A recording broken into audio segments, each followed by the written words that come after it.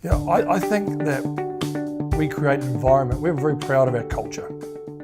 We're very proud of our culture. Our culture is unique. Every company has a culture, but some are bad and some are good. We think we have a good culture.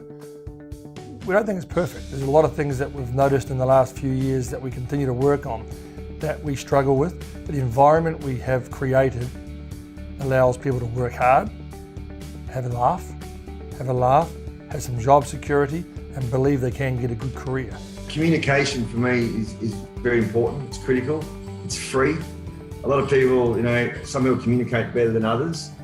You need to be transparent with people as well. But to be able to get the information, you need to be contacting people continually, domestically, around the world, finding out for yourself what's going on in certain markets.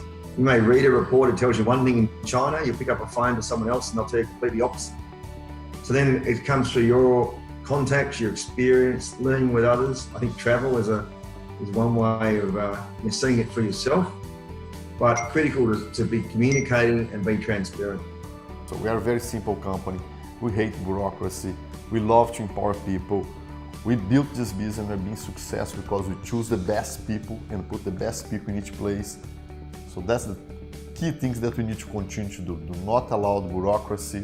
Do not allow the company to become a place that you don't have the best players, that people can hide behind the others.